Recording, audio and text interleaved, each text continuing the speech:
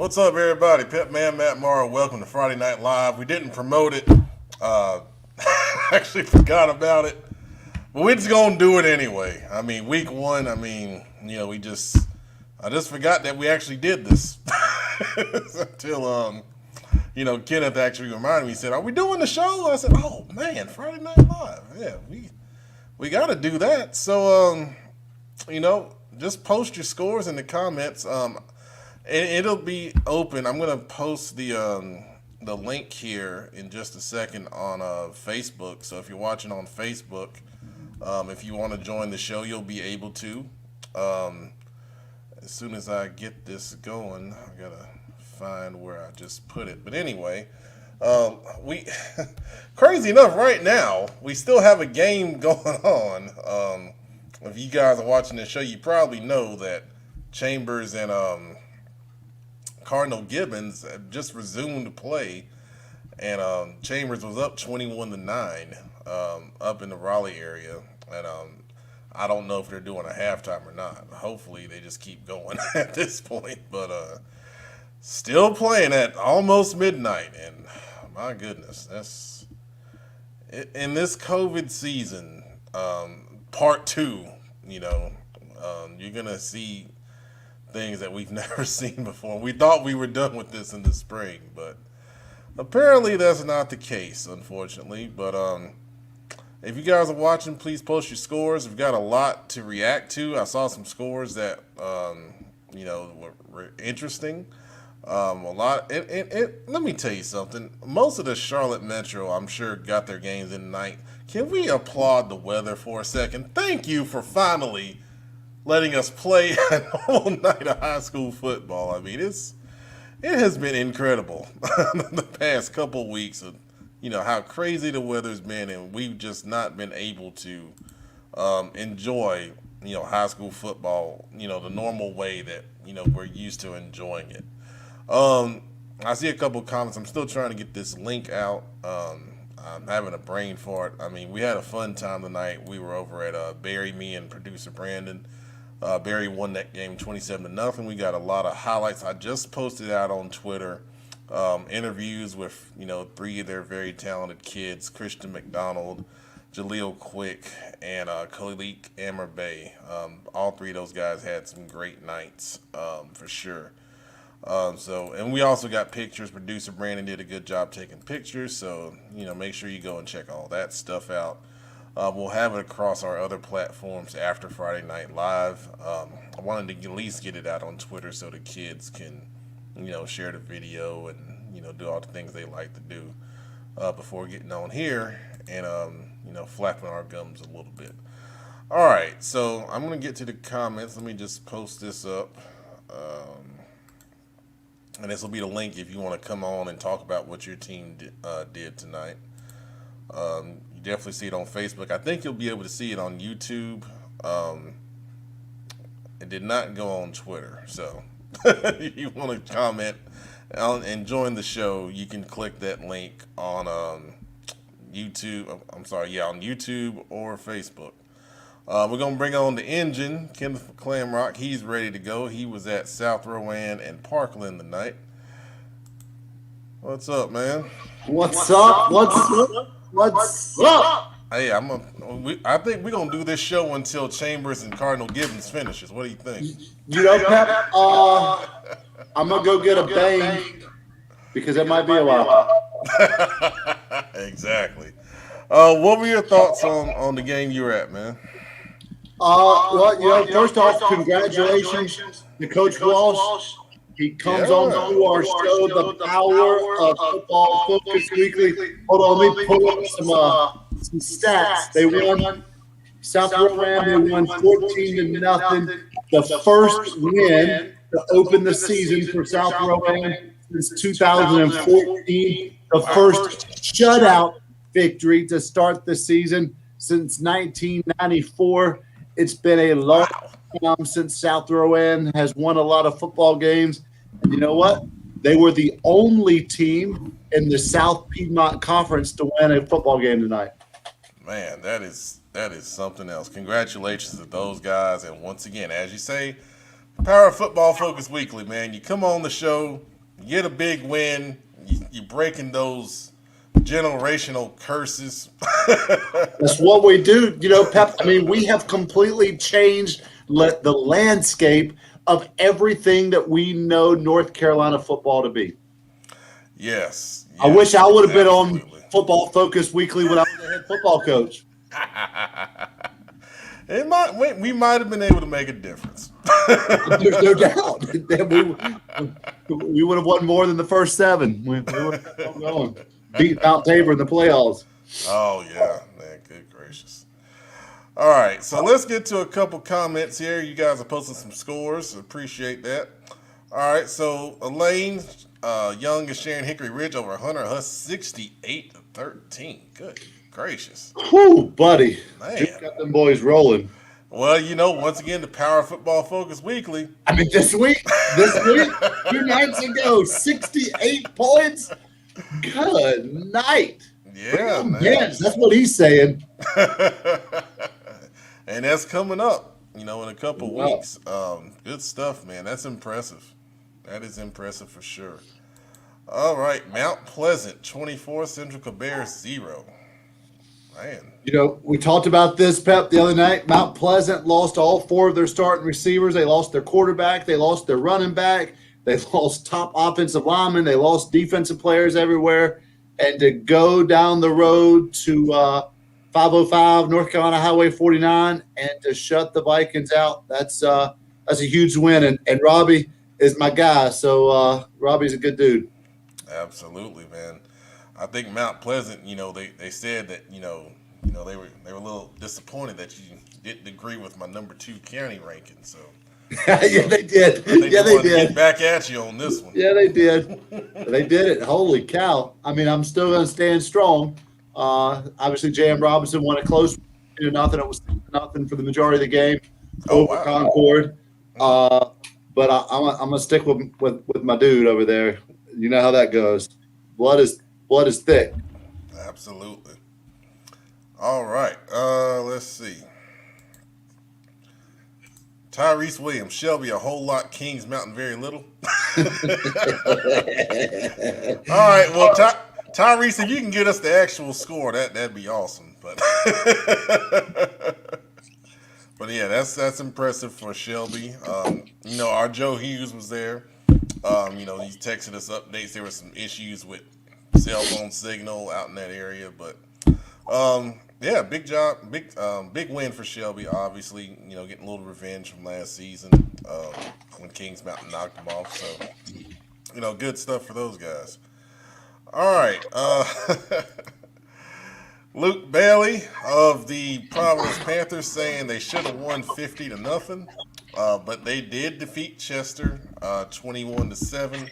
I do want to share. Let's see. I got some stats from Coach Ward over at Providence. He says, oh man, Jamar Price, 16 carries, 230 yards, 4 catches for 50 yards, 2 touchdowns. He's number 3 in the CMS best at running back for that reason. New quarterback for Providence this year, Brady Hibbert, 10 of 16 for 152 yards, 1 touchdown. He's a really good-looking sophomore kid. I think his future is very bright. And then Luke Bailey himself, 6 catches for 85 yards and a touchdown. So Providence, nice win to start the season. Glad they were able to find a game after, they couldn't play Ardrey Kill. So guys that are watching this show, get ready because this is what this year is going to be. I mean, we all know how much of a scramble that, it's going to be this year. Mike, thank you for the technical information. I did not have my headphones in. That's why there was an echo. So now we are good to go. And I believe, thank you for that comment. All right. So Markell Riley giving us an update now that Chambers is up 35-9 on Cardinal Gibbons. So, that's, pretty much what we expect in this area. I was going to say something about, there was a tweet that was put out there, about this game that I don't think was very Tasteful, tactful, yes, yeah, professional. yeah, all those words. I'll let you guys look for that, but yeah, just know that I don't support that kind of stuff myself, and neither does Kenneth either. Let's see, Robbie Jones, both Robinson and Mount that Mount Pleasant. Mount Pleasant. Okay, have good defenses. Offense need work and time. Well, it's week one. I mean, Kenneth, you've been through it. Mount Pleasant. We talked about this Wednesday night. A Michael Johns coach football team. You know what they're going to do. They're going to swarm to the football, and their defense is going to play lights out. For J.M. Robinson, they have a brand new look on offense. The offensive coordinator, who averaged over 40 points a game last year, my guy Brad Fall, worked with him for 5 years, is no longer coaching there. And they have my guy Matt Riggins, who is calling kind of the run. And they have a young coach who's calling the offense, and D-Rob is kind of putting it all together and making the final decision. So it's going to take a little while. You got 3 guys taking the place of one. But let me tell you, Blue Monroe and number 11, I think his name is Samarian Hughes, and their little running back, he's not very tall in stature, but that joker can fly. That offense is going to pick it up. Absolutely, man. I mean, when you got that much talent on the field and on the staff, it's only a matter of time before. And their defensive coordinator, Coach Lancaster, was a Catawba college football coach for a long time. That dude knows football. That dude knows how to put guys in the right spot. They've got a tremendous defensive line at Robinson. Absolutely. And then, the other thing about that, it wasn't a normal week. I mean, these guys were, scrambling and, you got to have yeah, exactly. You got to have time to study the film and get your players in, line with the scheme and what you want to do. So, you can't, hold that against those guys right now. I mean, it's not normal. It's not normal at all. But then Robbie also adding on West Cabarrus, big win over Northwest Cabarrus, 27-0. I'll tell you, did we all pick Northwest? We did. Well, I let it off, and I talked to multiple coaches in the area who all said that Northwest might have had the most talent in Cabarrus County last year. Mm-hmm. A whole bunch of that talent was coming back. Obviously, it's a rival game. I thought this would be maybe the year that Northwest could capitalize on that. Coach Moore was entering his second year, but he's young, and we'll see. All right, well there you go. Markell, Riley, the Chambers guys not getting home till 4 a.m. It's crazy, Markell. It's crazy. I mean, yep. I don't know what else you could do in that situation. 2012. Concord High School was playing at Monroe High School. We kick off, we get one play in, and about 300 lightning strikes. Literally, it was over 200 strikes later. We started play at around 12:38. We rode to Concord High School at about 3 o'clock in the morning. That was a late night. A lot of cramp, a lot of hungry boys at 3 a.m. Absolutely. Yeah, we won, for the record. Most important thing. Most important. All right. So Mountain Island Charter chiming in. The Island, they had a big win tonight over Anson County. Anson County. Yeah, 34-27. That's an impressive win, man. I know you got your buddy down there in Anson. Coach Jackson, great. Yep. But I mean, for those guys to go on the road twice, because they went down Thursday and it got postponed because of weather, and that's a long trip. Yes. That says a lot, for what those guys and Coach Washington and his staff, have got going. So I think this is going to be a bounce back year for the Island, as you see the hashtag right there for sure. Friends of the show as well. Big time. Hey, if you want to win, there's one place you got to be on Wednesday nights. That's right. And you got to drink your body armor. Mountain Island, they've got plenty of it. I see April Monroe's comment. Don't worry, we're going to get a Robinson coach on here, so all of that will be straightened out fast. There you go. And you're right. You're right. First game, you got to get the kinks out. But, like I was talking to Coach Howard at Berry after the game, and, he was telling me the same thing. They won 27-0 over East Mac.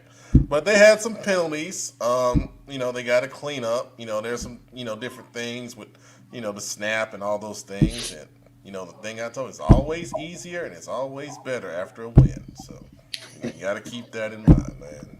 Yes, Big picture. Mr. Cool Hand Luke, what's your thoughts on the Butler game and South Point Northwestern? Well, first of all, we did talk South Point Northwestern on the show because that was actually scheduled. So go back to YouTube and watch it. So and like and subscribe. I'm deciding on where I'm going to be tomorrow. The producer won't be with me, so I'll be by myself. Justin is going to be somewhere, so we're still trying to figure out exactly where we're going to be, because it would be nice to cover both of those games. But on Butler Oceanside, I have a great friend in John Fay who lives down in Charleston, and I asked him, is Oceanside still as good as they were when Chad Greer was there, who's now at Providence Day? And he told me that Oceanside, let me see, what is the exact quote? He says he believes they're still, pretty good. They've got a top-level offensive line. And then one particular guy, he's top 50 in the junior class in the nation. So I expect to see some, pretty good talent coming down from Oceanside. And I don't think they're going to, deviate too much from what, Coach Greer did, because it was obviously, pretty successful. So this is going to be a pretty good team coming up here from Charleston. And I mean, if you're going to come from Charleston to play Butler, you obviously have some confidence in what you can do. So I think I'd rather make the trip to Charleston and just hang out for Saturday and Sunday. That's a consideration. I'll be for it. Heck, I love Charleston. Beautiful scenery down there. Absolutely. So Karen Belk, up in the mountains, Hendersonville 79, North Henderson 35. Good gracious. They playing basketball already? That's what it looks like, man. Jeez. Hendersonville got hot from three. Tommy Knott's points there. Good night. Wow. That's crazy. All right. Let's see. Brent Moore, Sharon. Richmond Senior 56, Mount Tabor 41. There's some people that didn't have Richmond Senior in the top 15 in the state. I'm not going to say who, but I think that's a mistake. Richmond's pretty good. Yes, they're coming down to Charlotte next Saturday to play Butler at Memorial. I think it's a 7 o'clock start. It's on my list to be there. But yeah. Can we just say that once again that Butler will play anybody at any time? I mean, Butler would scrimmage freaking Catawba College or Wingate or Chapel Hill or UCP. I mean, they beat Western Carolina, of course, but I mean, it's incredible. They play anybody. Yeah, and I admire that. To the Cats. And then you got to do that, man. If you want to play on a championship level, you got to challenge yourself. And that was that's exciting to see. But great job for Richmond. I think they were up really big in that game at one point. I think so. Yeah, so that's a big win over a very good Mount Tabor team. Let's see, Mike Slaughter. Mike again. Harding put a hurting on Garinger. That final score was 44-0. Did they take some points away at halftime or what? No, well, Cherie said the final was 44-0 because she was there. No, maybe they were. Oh, I mean, we know what the deal is. Harding. Harding's better. Harding came in second at our CFI shootout over the summer. They basically, when the spring season ended, they lived in the weight room. They knew what they needed to work on, and you take a look at what Harding was in the spring. I think that's where Garinger is right now. They're very young, obviously. After this season, I know they'll live in the weight room. They'll get stronger. They'll get bigger. And then, you see in their first game what they did. Garinger could do the same thing with the right dedication and the right guys. And then we know they got the right guys in place. So, shout out to our guy. Yeah, absolutely. That's a good job for Harding to get off to a good start. They've got a big game next week at home against West Charlotte. West Charlotte did not play this week. I'm sure they were there taking copious notes. Um, so that's a traditional rival, and that win, will get the Harding fan base fired up a little bit. So we'll see what happens. Uh, you must be talking about Charleston, Joe. Oh, what is the place? Magnolias. Holy cow, Pep. You want to talk about the best fried chicken you will ever eat in your life? Really? Austin, South Carolina, there is a place called Magnolias. Magnolias. Just about, there's a lot I would do for their chicken. I mean, I'll just put some good chicken. Well, Joe Hughes, suggested rushes last year. We went to Irmo, and it was delicious. So apparently, I'm about to go to Charleston to cover a game. It will melt in your mouth after the crunch. I mean, holy. Oh, man. Magnolias. Man, I'm hungry. Oh, my God. All right. Oh, this is a bit of a surprise. East Gaston, 52. North Gaston, 0. I think I picked East. I said East was better than North. I think so. But I did not expect 52-0. That is a game that both of those guys were circling on their calendars, coming up to this season. East Gaston sending a message. That is strong. It is. I think East Gaston might get into the Gaston County rankings this week.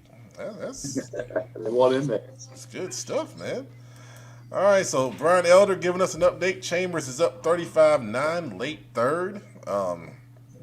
So, looks like Chambers is comfortably in control there. And also, Brian Elder is a heck of a barber. If he was a little closer to me, he'd be my regular barber. But I'm over here in Gaston County. He's over here on the east side where his shop is. But y'all need to go support him. You need a good barber. Check him out.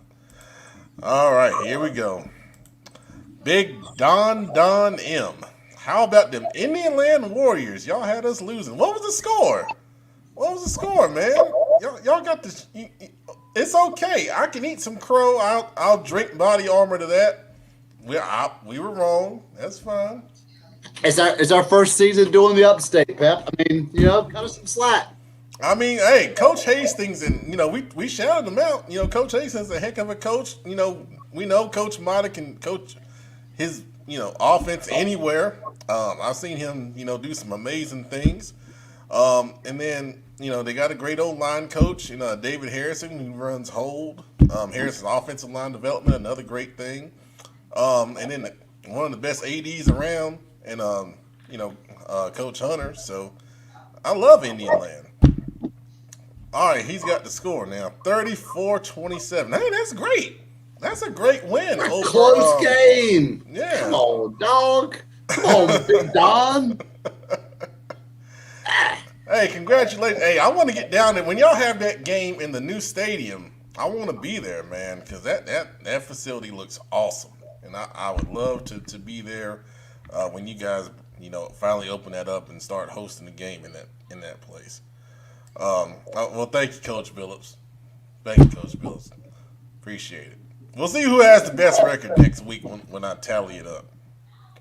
Why does the illustrious one type in the comments, but he doesn't get on the show? I got a couple ideas. Maybe it's better he types.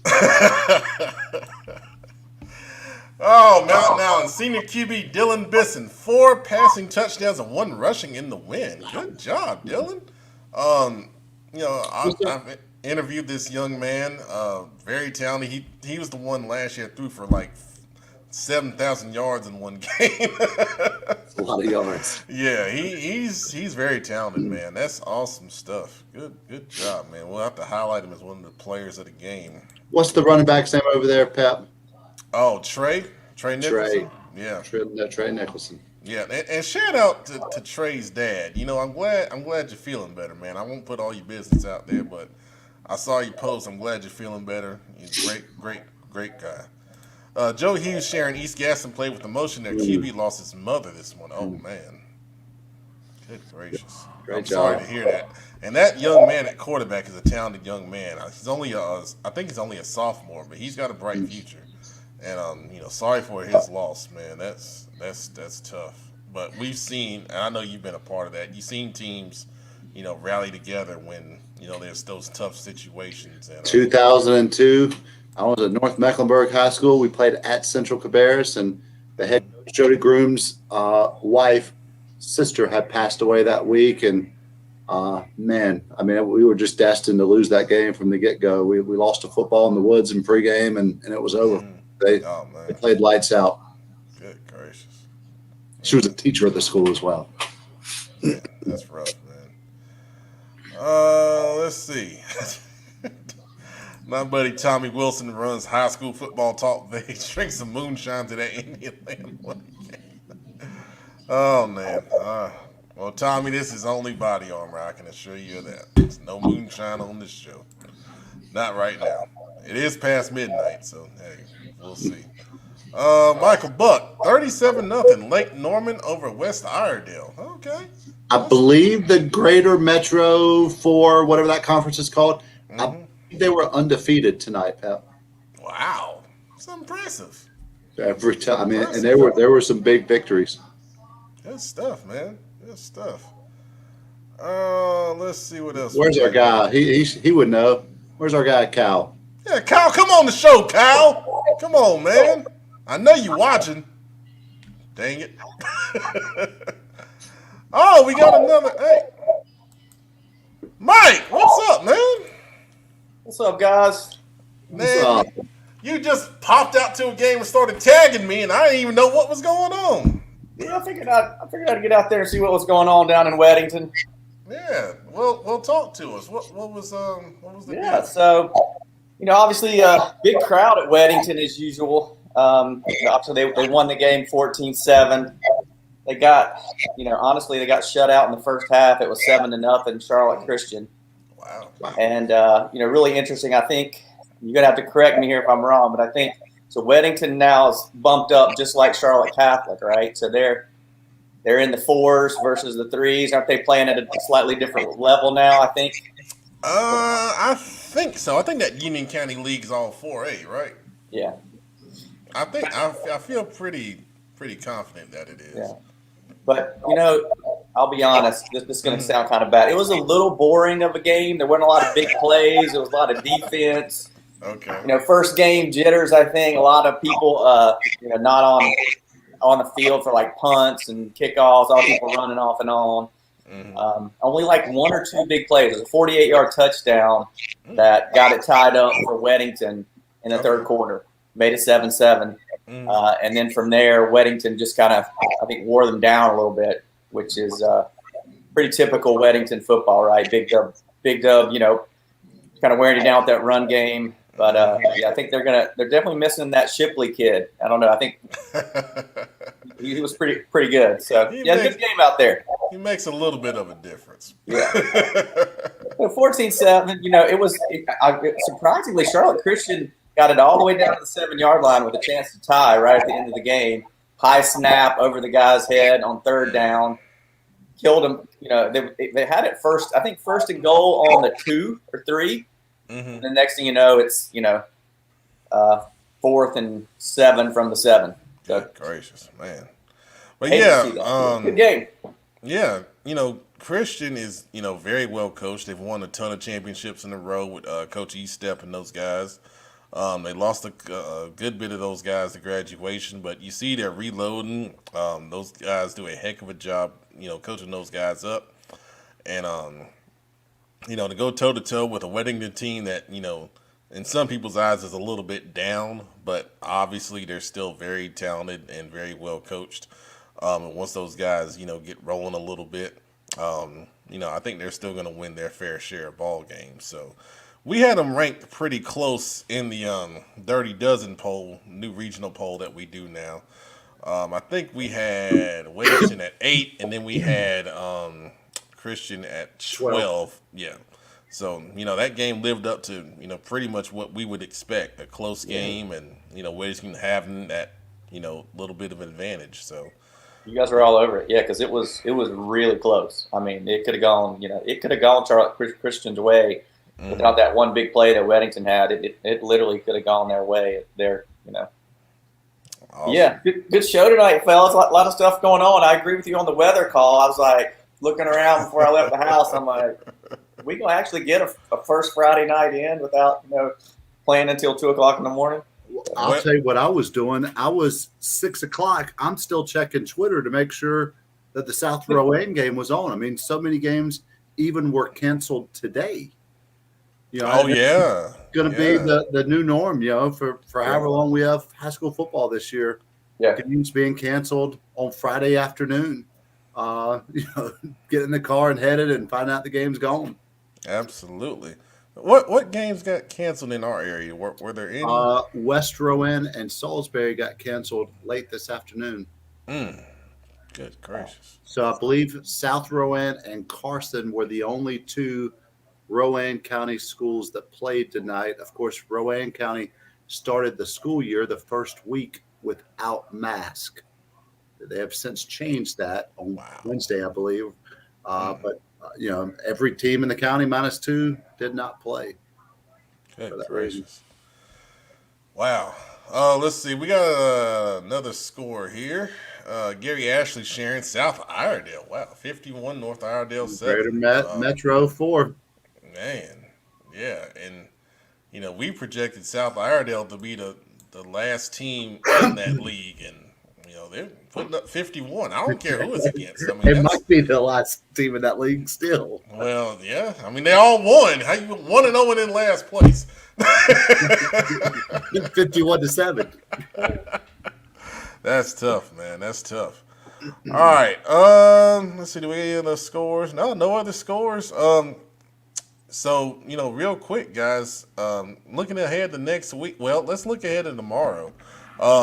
We talked about, obviously Northwestern South Pointe. That's going on at District 3, 7 o'clock. It's going to be a huge crowd, traditional rival down there in Rock Hill.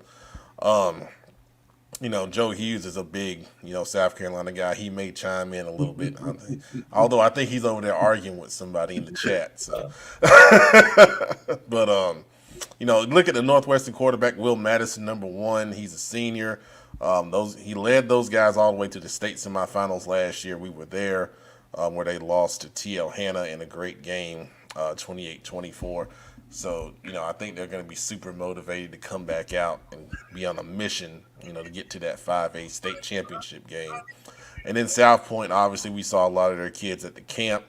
Coach Holloman, as their head coach, is a great leader, defensive guy. Then on the offensive side, you got your 704 flavor with Coach Littlejohn and Coach Van Horn.